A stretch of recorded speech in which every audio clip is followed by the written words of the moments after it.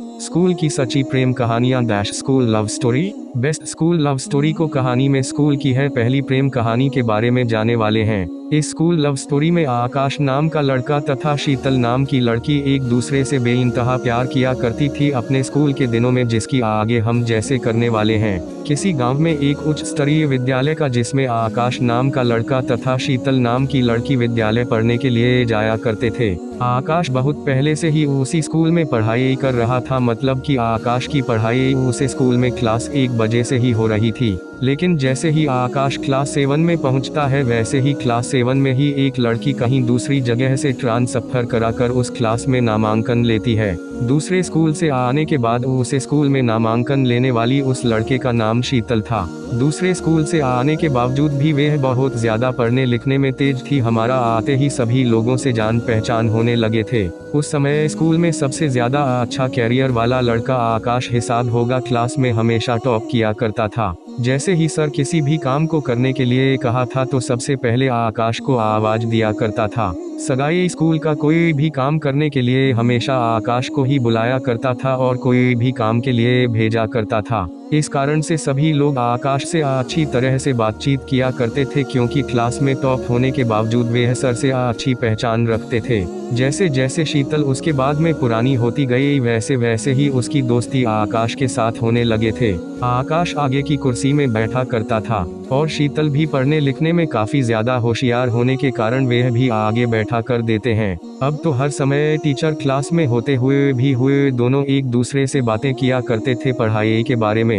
धीरे धीरे उनकी मित्रता बहुत ज्यादा हो गई थी और वे एक दूसरे से बात किए बिना नहीं रह पाते थे। अगर किसी दिन अगर स्कूल नहीं जाता था तो शीतल को मन नहीं लगता था मुझसे इतना, स्कूल किसी दिन नहीं जाती थी तो आकाश को मन नहीं लगता था। दोनों की दोस्ती होते होते 2 साल लग गए थे और हम शीतल और आकाश क्लास 9 में पहुंच गए थे। दोनों की दोस्ती और प्यार में बदलने लगी थी। वह समय दूर नहीं था कि अब तो लो मैट्रिक में पहुंच जाएंगे, मतलब कि क्लास 10 में पहुंच जाएंगे। ऐसे में हम दोनों को उनके बिछड़ने का डर सता रहा था, क्योंकि शीतल का घर कहीं और था और आकाश का घर कहीं और था, जिस कारण से दोनों को यह चिंता सताने लगी थी कि अगर हम लोग मैट्रिक की परीक्षा दे देते हैं उसके बाद हमें स्कूल तो छोड़ नहीं पड़ेगी, क्योंकि जिस स्कूल में वे लोग पढ़ाई करते थे वही स्कूल केवल मैट्रिक तक का ही पढ़ाई होती थी। उसके बावजूद दोनों आप एक दूसरे के बिना उदास रहने लगे थे, या क्योंकि उसे यह जानकारी मिल गई थी कि भेज 2 से 3 महीनों के पढ़ाई होने के बाद अब तो हम सभी को घर में पढ़ाई करनी है, क्योंकि मैट्रिक में कुछ दिन पढ़ाई करने के लिए छुट्टी दे दिया जाता था स्कूल से, ताकि घर में सभी लोग अपनी अपनी तैयारी अच्छी से कर सके। ऐसे में उन दोनों की तैयारी को लेकर उसके सर हमेशा बोलते थे कि तुम बहुत ज्यादा बात करने लगे हो, तुम्हारी पढ़ाई में अब मन नहीं लगने लगा है। स्कूल टीचर के कारण दोनों अब एक दूसरे से अलग होने के लिए सोच ही रहे थे। उसके बाद शीतल कहती है कि टीचर तुम्हें बार बार बोल रहा है कि बहुत ज्यादा तुम्हारा बातचीत हो रहा है, अगर इसी तरह से चलता रहा तो आगे की मैट्रिक रिजल्ट तुम दोनों की खराब हो जाएगी। उसके बाद आकाश कहता है कि हमें कुछ दिनों के लिए अलग रहना होगा बिना बातचीत किए जब तक मैट्रिक एग्जाम ना हो जाए। दोनों लोग अपने अपने मन को समझा कर या फैसला कर लिया कि आपसे दोनों एक दूसरे से नहीं बात करेंगे ना ही मिलेंगे। अब दोनों लोग तथा स्कूल के सभी छात्र छात्राएं, स्कूल से छुट्टी हो गया था, सभी लोग अब घर में अपनी मैट्रिक परीक्षा की तैयारी कर रहे थे। साथ ही आकाश भी अपनी मर्जी पर चले तैयारी में दिन रात पढ़ रहे थे और उधर शीतल भी अपनी मैट्रिक परीक्षा की तैयारी करने के लिए दिन रात पढ़ रही थी। जैसे जैसे मैट्रिक परीक्षा नजदीक आ रहा था वैसे वैसे ही परीक्षा के दिन मिलने की तमन्ना दोनों को दिल हो गए जाग रही थी।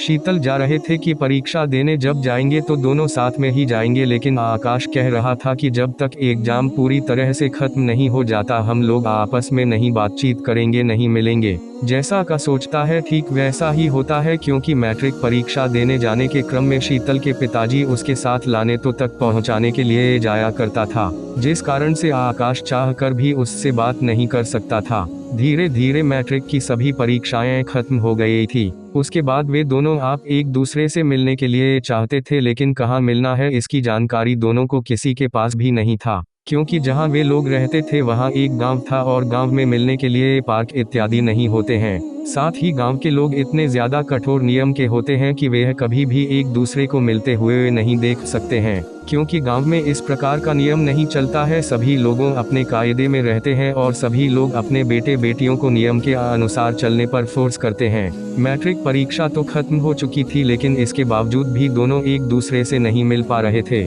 लेकिन एक दिन दोनों की अचानक मुलाकात होती है, वैसी परीक्षा देने के लगभग 4-5 साल बाद। जैसे ही दोनों की मुलाकात होती है, वैसे ही शीतल के मन में बहुत ज्यादा खुशी होती है कि अब तुम उसका प्यार उसे मिल गया है। लेकिन जब आकाश से शीतल मिलती है तो उसकी खुशी पूरी तरह से खत्म हो जाती है, क्योंकि जो आकाश शीतल से मिलती है तो कहती है कि मैं तुम्हें अपनी शादी के कार्ड देने आया हूँ, मेरी शादी 1 हफ्ते बाद है, तुम जरूर मेरी शादी में आना। इतना सुनते ही शीतल आकाश की शादी का कार्ड लेकर अपने घर की तरफ चल पड़ती है। जब वह घर जाती है तो वह रात के अंधेरे में रात भर रोती है, क्योंकि शीतल हमेशा से ही आकाश के इंतजार में जीवन व्यतीत कर रहा था कि किसी न किसी कारण से उसकी मुलाकात होगी और दोनों में बातचीत होगी, फिर उसके बाद में दोनों में एक दूसरे से शादी करेंगे। लेकिन किस्मत को कुछ और मंजूर था। जब आकाशी तो से मिलता है तो डायरेक्ट अपनी शादी के कार्ड देने के लिए मिलता है। आकाश की शादी नहीं हुई, कहाँ गई थी, और वह शादी के दिन शीतल के आने का इंतजार कर रहा था। लेकिन शीतल की तरफ से ना ही कोई मैसेज आया था, ना ही फेसबुक आई थी। शादी के दूसरे दिन, मतलब किसी दिन शादी पूरा होने वाली थी, उस दिन एक गिफ्ट का डब्बा किसी के द्वारा आकाश को मिलता है। आकाश गिफ्ट के डब्बे को देखकर बहुत ज्यादा खुश हो जाता है, क्योंकि उस पर शीतल का नाम लिखा था। वह गिफ्ट का डब्बा खोलने के लिए पूरी तरह से बेताब था, क्योंकि उसकी पसंद की लड़की, मतलब कि जिससे वह बचपन में प्यार किया करता था, उसका गिफ्ट आया था उसके लिए। आकाश को इंतजार नहीं हो रहा था। हुआ जैसे ही हाथ में डलवा लिया, मैंने देखा कि नंबर से नीचे खून गिर रहा है थोड़ी थोड़ी। जैसे ही आकाश उस डब्बे को खुलता है तो देखता है कि उसमें एक छोटा सा मनुष्य का दिल रखा हुआ है, जिसमें से खून टपक रहा है। साथ ही वहाँ एक चिट्ठी लिख पड़ी हुई थी, जिसमें लिखा हुआ था, तुम शादी तो कर रहे हो लेकिन अपना दिल ले जाना भूल गए हो, या लो मेरा दिल अपने पास रखो, क्योंकि तुम्हारे बिना मेरा जिंदगी का कोई मकसद ही नहीं है। कितना पढ़ते ही आकाश पूरा पसीना से लथपथ हो गया था और उसे कुछ समझ में नहीं आ रहा था कि उसके साथ क्या हो गया है, क्योंकि इसी तरह तो पहले कभी प्यार सदा शादी के बारे में कोई बातचीत किया था, और ना ही उसके बाद जब वह कार्ड देने के लिए गया था तो कोई बातचीत हुई थी। आकाश के पैरों तले जमीन निकल गई थी, क्योंकि जिस बात का मुझे जरा भी अंदाजा नहीं था वही बात उसके साथ हो गई थी। स्कूल की सच्ची प्रेम कहानी से आपने क्या सीखा है? स्कूल लव स्टोरी से हमें यह सीखने को मिला है कि हमें अपने चाहने वालों को कभी धोखा नहीं देना चाहिए, क्योंकि हम जिससे प्यार करते हैं उससे पूछे बिना जिंदगी का कोई भी फैसला नहीं करना चाहिए, क्योंकि जितना हक हमारी जिंदगी पर हमारा है उतना ही है हमें प्यार करने वालों का भी है। ऐसे में हमें सबकी खुशी के बारे में जानना चाहिए और उसकी खुशी को पहचाना चाहिए। School love story in Hindi. हम लोगों को यही शिक्षा मिली है।